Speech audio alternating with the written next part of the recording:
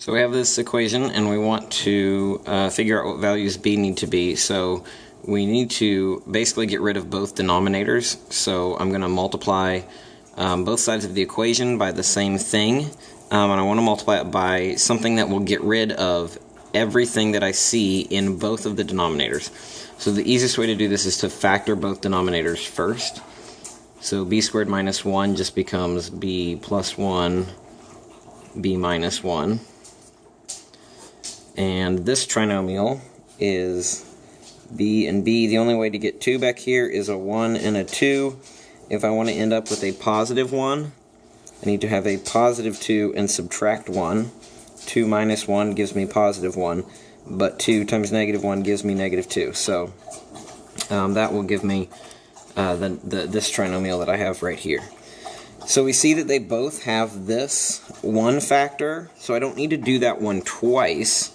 You can already imagine that if I multiply this side of the equation by b minus 1 and this side of the equation by b minus 1, because I need to do the same thing to both sides, then that will end up going away.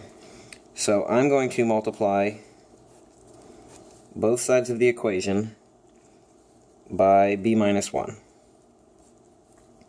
Okay, I'm also going to multiply both sides of the equation by b plus 1 to get rid of this factor, because I have to do the same thing to both sides.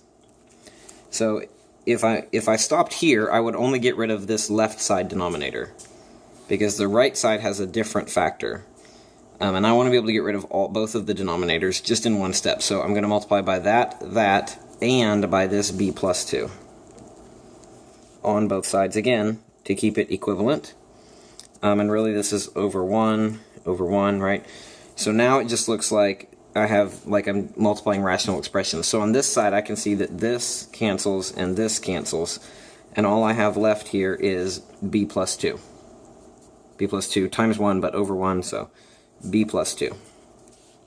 And then on this side, this cancels, and this one cancels. And so all I have left over here is 2 times b plus 1. And now I have a really easy equation to solve. So we'll distribute. Okay, I'm going to subtract b, although you could have done something else first. 2b minus 1b is 1b. And then if I subtract 2, I end up getting 0 equals b.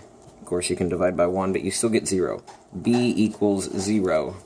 That is the answer. We have to check and make sure that that does not conflict with any of my domain restrictions. Okay, so right here, I see that b is not allowed to equal negative 1, because negative 1 plus 1 equals 0. b is also not allowed to be positive 1, because 1 minus 1 equals 0.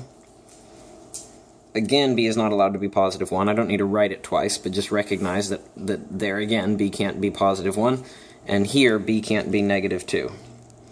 So these are my domain restrictions, and none of them are telling me that this is extraneous, which means that this is not extraneous, so that is my answer.